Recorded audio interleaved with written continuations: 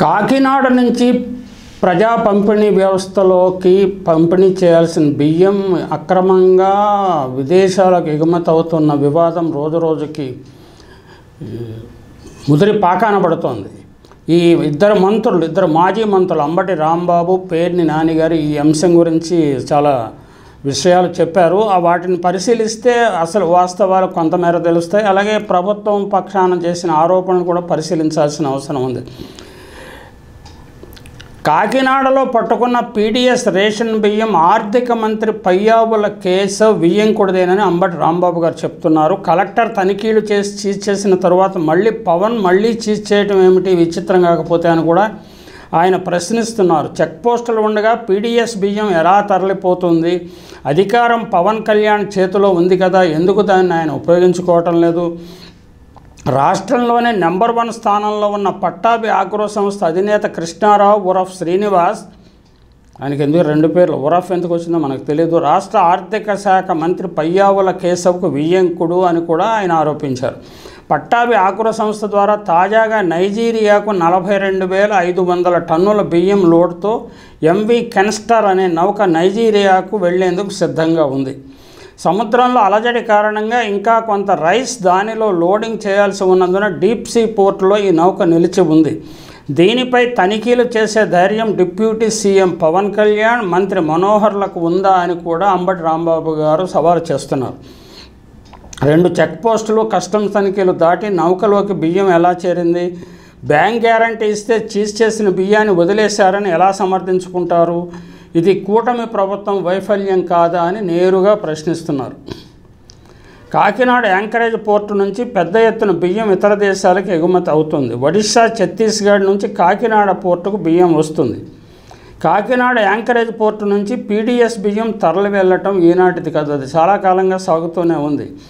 Anchorage port నుంచి తక్కువ ఖర్చుతోనే ఎగుమతులు చేసుకునే వీలు ఉంది. నడి సముద్రంలో నిలిచి ఉన్న నౌకలోకి, పడవల్లోకి సరుకుని తీసుకువెళ్ళి లోడింగ్ చేస్తారు. దీనివల్ల ప్లాట్ఫామ్ ఛార్జీలు పడవు. ప్రభుత్వంకు సంబంధించిన ఈ పోర్టులో కొన్ని వేల కుటుంబాలు ఆధారపడి బతుకుతూ ఉన్నాయి. డీప్సీ పోర్టు నుంచి బియ్యం ఎగుమతులు చాలా స్వల్పంగా జరుగుతాయి. ఈ వాస్తవాన్ని దాచి ఉంచుతారు మన కుటుంబ మిత్రులు. డీప్సీ పోర్టులో అరబిందోకు 41.2% వాటాలు కలిగి ఉండడం నిజమే. ఈ పోర్టు అరబిందో తీసుకున్న తర్వాతే అక్రమ బియ్యం రవాణా జరిగిపోతున్నట్లు ఒక పత్రికలో రాశారు. చీకటి మీడియా ఉంది కదా మనకి. అరబిందో తీసుకున్నది యాంకరేజ్ పోర్టు కాదు, కాకినాడ డీప్సీ పోర్టు. రెండింటికి ఉన్న తేడా తెలుసుకోవాల్సిన అవసరం ఉన్నది. గతంలో కేవీ రావు అనే వ్యక్తికి చెందిన సంస్థ పరిధిలో ఉన్న సీపోర్టులో 41.2% వాటాను అరబిందో తీసుకుంది. ఈ కేవీ రావు గారికి కాకినాడ పోర్టును దఖలు చేసిన ఘనుడు చంద్రబాబే, నాకు గుర్తున్నంత వరకు. Maybe I'm right. కంపెనీల మధ్య షేర్ల కొనుగోళ్లు, అమ్మకాలు సహజం. కేవీ రావు సంస్థ మెడపై కత్తిపెట్టి అరబిందో వాటాలు తీసుకున్నారన్న మంత్రి ఆరోపణలు విడ్డూరం. KV Rao is such a strong person. ఆయన మెడ మీద కత్తిపెట్టినా, పీక కోసినా ఆయనకి లాభసాటిగా ఉంటేనే ఆయన లావాదేవీలు చేస్తారు. కానీ లేకపోతే ఆయన కూడా అక్రమాలు చేస్తుంటే బెదిరించారా, లేకపోతే సక్రమంగా వ్యాపారం చేస్తున్నా బెదిరించారా? బెదిరించడం ఏంటంటే, అంటే పారిశ్రామికులు బెదిరిస్తే, ప్రలోభపరిస్తే ఓకే, బెదిరిస్తే అంటే సాధ్యం కాదు. అంటే ఏమైనా అక్రమాలకు పాల్పడితే బెదిరిపోయి ఉండొచ్చు. ఈనాడు రామోజీరావు కూడా తన సంస్థలో వాటాలను ఇతర సంస్థలకు విక్రయించారు. ముఖ్యంగా రిలయన్స్ వాడికి అప్పగించారు. రిలయన్స్ వాళ్ళకి అంటే పనికిమాలిన సీడీలు, క్యాసెట్లు, వ్యూవర్షిప్ లేని ఛానల్స్ ఇలాంటివి అప్పగించి 2,500 కోట్ల వరకు తీసుకున్నట్టు కదా వార్తలు వచ్చాయి. ఇదంతా ముడుపుల్లో భాగం. చంద్రబాబు రామోజీరావుకి కేజీ బేసిన్ నుంచి గ్యాస్ తరలించకపోవటానికి నెగిటివ్ ప్రచారం చేయకుండా ముడుపుల్లో భాగం అని కూడా అప్పట్లో వార్తలు వచ్చాయి కదా. ఆ విషయాలు కొంతమందికైనా గుర్తుంటాయి. చాలామంది ఏంటంటే మర్చిపోతారు. మరుపు అనేది అది కొన్ని విషయాలను గుర్తుపెట్టుకోవాల్సిన అవసరం ఉంది. గుర్తుపెట్టుకోరు, అది దురదృష్టం. అంటే పత్రికేయులు కూడా గుర్తుపెట్టుకోవట్లేదు, ప్రజలు కూడా గుర్తుపెట్టుకోవట్లేదు, రాజకీయ నాయకులు మరుపును నటిస్తుంటారు. ఆయన మెడపైన కత్తిపెట్టి ఆయా సంస్థలను ముఖేష్ అంబానీ కొనుగోలు చేయలేదు కదా. తన నుంచి బలవంతంగా వాటాలు తీసుకున్నారని కేవీ రావు ఫిర్యాదు చేయలేదు కదా. కంపెనీల మధ్య షేర్ల కొనుగోలు, అమ్మకాలు సహజం.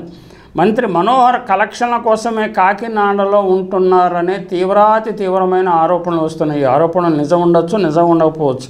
కానీ రాజకీయాల్లో ఉన్నవారు ఆరోపణలు ఎదుర్కోక తప్పదు. గతంలో రైస్ మిల్లర్ల కోసం 200 కోట్లు విడుదల చేస్తే దానిలో 8% కమిషన్ కింద వసూలు చేశారనే ఆరోపణలు కూడా వచ్చాయి. ఇది కూడా నిజం కావచ్చు, నిజం కాకపోవచ్చు. కానీ ఈ వాస్తవాలు అంటే ఇలాగా డబ్బులు చేతులు మారాయన్న ఆరోపణలు వస్తున్నాయన్న విమర్శలు మాత్రము సహజము. అలాగే మన పేర్ని నాని గారు ఏం సెటైర్లు వేశారో కూడా మనం పరిశీలిద్దాం. ఆయన శాఖ కాకపోయినా ప్రాణాలకు తెగించి సముద్రంలో వెళ్ళినందుకు పవన్ మనస్ఫూర్తిగా అభినందిస్తున్నానని పేర్ని నాని సెటైర్ల మీద సెటైర్లు వేశారు. అనుభవం ఉన్న రంగం కాబట్టి షిప్ చుట్టూ గిరగిరా తిరుగుతూ వీడియోలు తీశారు. మంచి ప్రయత్నమే, కానీ పవన్ పర్యటనపై అంత అనుమానంగా ఉంది. పోర్టు ఆఫీసర్, కస్టమ్స్ ఆఫీసర్ పవన్తో బోట్లోనే ఉన్నారు.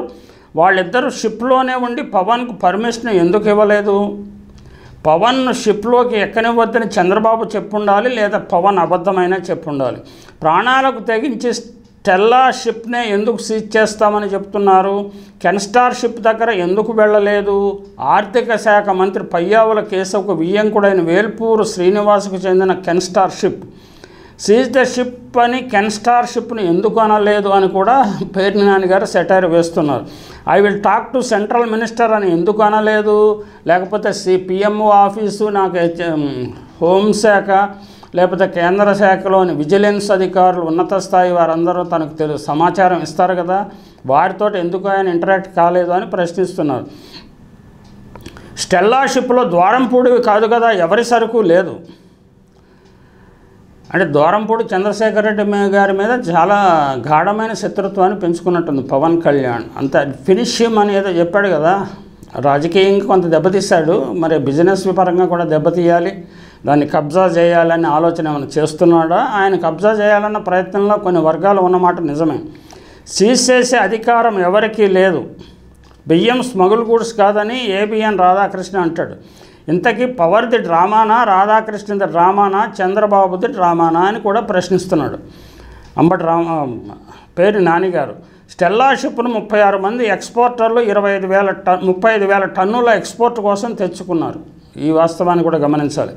36 మంది ఎగుమతిదారులు 35,000 టన్నుల ఎక్స్పోర్ట్ కోసం తెచ్చుకున్నారు. కెన్స్టార్ షిప్లో ఒకే ఎక్స్పోర్టర్ 42,000 టన్నుల బియ్యం ఎక్స్పోర్ట్ చేస్తున్నాడు. వేల్పూరు శ్రీను ఎక్స్పోర్ట్ చేస్తున్న బియ్యంలో దొంగ బియ్యం ఉండవా? పీడిఎస్ రైస్ ఉండదా? వేల్పూరు శ్రీను అయితే మన కళ్ళకు గంతలు కట్టేసుకుంటారా అని కూడా ఆయన ప్రశ్నిస్తున్నారు. పేరు నానిగారు. షిప్లోకి పర్మిషన్ ఇవ్వకుండా ఆపింది ఎవరు? పర్మిషన్ ఇచ్చే ఇద్దరు మీతోనే బోట్లో ఉన్నారు కదా, మిమ్మల్ని అడ్డుకున్న వారిపై ఎందుకు చర్యలు తీసుకోలేదు? కెన్స్టార్ షిప్ను కూడా తనిఖీ చేయాలని పవన్ కోరుతున్నా. ఆర్థిక శాఖ మంత్రి వియ్యంకుడైతే ఎవరికి కనపడకుండా షిప్కు తెరలు కట్టుకుంటారా? కెన్స్టార్ ఎందుకు వెళ్ళలేదో పవన్, చంద్రబాబు సమాధానం చెప్పాలి. ఇందులో జగన్మోహన్ రెడ్డికి ఏం సంబంధం? మీరు వెళ్ళింది యాంకరేజ్ పోర్టు కదా, మరి అరబిందోకి ఏం సంబంధం? యాంకరేజ్ పోర్టు యజమాని రాష్ట్ర ప్రభుత్వం కదా, యాంకరేజ్ పోర్టులో అరబిందోకి ఏమైనా వాటా ఇచ్చారా మీరు? విదేశీ షిప్లోకి వెళ్ళాలంటే సీఎం అయినా డిప్యూటీ సీఎం అయినా అనుమతి కావాల్సిందేనన్న విషయాన్ని కూడా పేర్ని నాని గారు గుర్తు చేస్తున్నారు. అంటే anchorage port, deep sea port ఈ రెండింటికి మధ్య వ్యత్యాసాన్ని గమనించకపోతే రకరకాల, అంటే మనకి పవన్ కళ్యాణ్ గారికి ఆయనకుండే కాన్సెప్చువల్ కన్ఫ్యూజన్ అది పదే మనం చూడవచ్చు. ఆయన వీటిలన్నింటిని గందరగోళంగా చేసేసి ఆలోచన చేస్తుంటాడు. అలాగే ముంద్రా పోర్టులో డ్రగ్స్ పట్టుకున్నారు కదా, ఆ ముంద్రా పోర్టు యజమాని ఎవరో తెలుసు కదా, అదానీ గ్రూప్కి చెందింది కదా ముంద్రా పోర్టు. అలాగే విశాఖ రేవులో కూడా మన డ్రగ్స్ పట్టుకున్నారు కదా, దాన్ని సమాచారమే తెలియకుండా చేసేసారు. అలాగే ముంద్రా పోర్టులో పట్టుకున్న డ్రగ్స్ గురించి కూడా విజయవాడ కంపెనీ పేరుతో ఏదో నామినల్గా ఉంటే దానికి జగన్మోహన్ రెడ్డికి సంబంధం ఉన్నట్లుగా కూడా కథనాలు అల్లి వండి వార్చి కొన్ని రోజుల కథను నడిపించారు కదా. ఇప్పుడు ఈ బియ్యం ఎగుమతిలో ఏదో అరబిందో ఫార్మా వాళ్ళు ఉన్నారు, లేకపోతే అరబిందో గ్రూప్ ఉన్నది, లేకపోతే జగన్మోహన్ రెడ్డి గారికి పరోక్ష సంబంధం ఉన్నది లేకపోతే ఇంకెవరికో ఉన్నది కథలు అల్లటం అనేది చీకటి మీడియాకు అలవాటే. గతంలో నేను 50 సంవత్సరాలకి ప్రొఫెషనల్లో ఉన్నట్టు కొన్ని విషయాలు గుర్తుకొస్తున్నాయి. అంటే తాడేపల్లిగూడెం నుంచి కేరళకి ఉప్పుడు బియ్యం ఎగుమతి అయ్యేది. ఇప్పుడు బియ్యం ప్రతి వ్యాగన్కి ఇంత డబ్బులు అప్పటి ముఖ్యమంత్రికి ఇచ్చేవారని తెగ ప్రచారం చేసేవారు. ఆ ముఖ్యమంత్రులు కాంగ్రెస్ ముఖ్యమంత్రులు అంటే వాళ్ళు రెడ్లై ఉంటారు కదా, అందులో అనుమానం ఏం లేదు. కానీ ఇంకో విస్మయకరమైన విషయం చెప్తున్నాను. రోసయ్య గారు మిల్లర్స్ అసోసియేషన్ ప్రెసిడెంట్గా ఉన్నప్పుడు నీలం సంజీవరెడ్డి గారు ముఖ్యమంత్రిగా లేదా పార్టీ ఎలక్షన్కి వెళ్తుంటే ఆయనకి ఎన్నికల ఫండ్ కింద కొంత డబ్బు 1 లక్ష రూపాయలు తెచ్చిచ్చారట ఆ రోజుల్లో. ఇది నేను విన్నదే, దీనికి అథెంటిసిటీ ఏమారో మనకు తెలియదు. ఆ డబ్బును రోసయ్య గారు ఇవ్వటానికి భయపడ్డాడు. అంటే ఆ రోజుల్లో నిజాయితీ ఆ స్థాయిలో ఉండేది. ఇవ్వటానికి భయపడితే ఏం రోసయ్య ఎట్లా వచ్చినావు అంటే, నేను ఇట్లా ఎన్నికలు వస్తున్నాయి కదా సార్ ఫండ్ అంటే, ఎన్నికలేముందా మనం నెగ్గేసాం కదా ఎందుకు అంటే, ఎన్నికలు జరగకుండానే కాంగ్రెస్ నెగ్గేస్తుందన్న ధీమా వాళ్ళకి ఉండేది. అందువల్ల అలా మాట్లాడేవారు. వెళ్ళి ఈ డబ్బు తీసుకెళ్ళి రైస్ మిల్లర్స్ అసోసియేషన్ కట్టుకోండి అని కూడా ఆయన చెప్పారని జర్నలిస్ట్ సర్కిల్స్లో చాలా తరచుగా వినేవాడిని. అంటే ఆ స్థాయి నైతికత ఈ స్థాయి ఇప్పటి ముఖ్యమంత్రులకి ఉన్నదని మనం చెప్పలేము. కాకపోతే ఈ చీకటి మీడియా వచ్చిన తర్వాత ప్రతి దాన్ని వాళ్ళకు అనుకూలంగా వాళ్ళకి అవసరమైన మేరకే సమాచారాన్ని ప్రజలు ఇచ్చి ప్రజలను కన్ఫ్యూజ్ చేస్తున్నారు, ప్రజలను గందరగోళపరుస్తున్నారు. వాస్తవాలు ఏమిటో తెలుసుకోవాల్సిన అవసరం ఉన్నది.